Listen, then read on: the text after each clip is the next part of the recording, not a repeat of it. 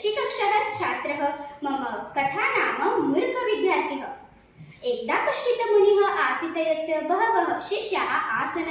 एकस्मिन् दिने मुनिः तान् विहारार्थं वृषभस्केटेन नीतवान्। मुनिः वृद्धः अपि च श्रान्तः। सः शिष्यान् प्रति अवदत्, भो शिष्याः, श्रान्तः किञ्चित् कालसोऽपि शकटात् बहिः अस्माकं वस्तूनि न पतेयुः, अन्तर्जागृतं कर्तव्यं भवति। आदरस्तु गुरु इति।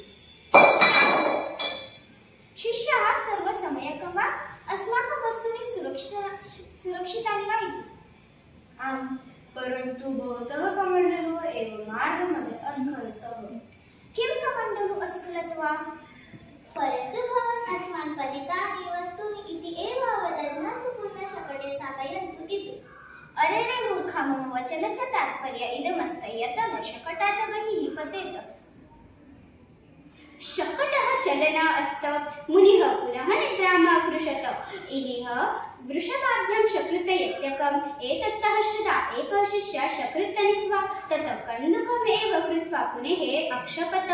तत् बृहत् शकृत्कन्दुकं मुनेः मुखे प्रत्यक्षतः अपतत्। यद्वाशात् सः आश्चर्यचकितः भूत्वा अतीतवान् मुनिः आक्रोशत्, रे मूढ, किमतेत इति। किमर्थं मुह्यति यदि किमपि शक्यं वदति चेत् पुनः शक्ते एव स्थापयामि इति भवतः आदेशम् एव पालयामः इति। वस्तूनि पतितानि इति।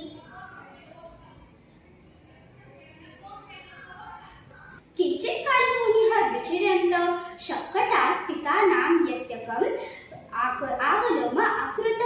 तां शिष्येभ्यः एव वन्दना अस्ति। श्रान्तः किञ्चित् कालः शकटः पुनः अचलत्। मुनिः अस्वपन्, शिष्याः अपि च अस्वपन्। वृषभौ सेतो उपरि गच्छन्तु आस्ताम। तदानीं शकटः पुनः अस्खलत्। शकटात् मुनिः पार्श्वस्थ नगामक्षपत्। मुनिः जलेः पतनेन ध्वनि च शब्दतात्। त्वं ध्वनिश्रुत्वा शिष्याः जागृताः। जलेन पतितः मुनिः आकृषत्, स्वक्षणार्थम् आकृषत्। शिष्याः शकटात् अकुर्धनः। किं कमण्डलुः पतेत? मुनिः घोषणां कृतवान्। शिष्याः उत्तमापि च आचार्येण अस्नेहन निसम्भ्रेण त्वं रक्षवन्तः। नैतिक अत्यन्त न संग्रहित बुद्ध्याः ग्राह्य इति बुध्यते। अवस्थानुरूपे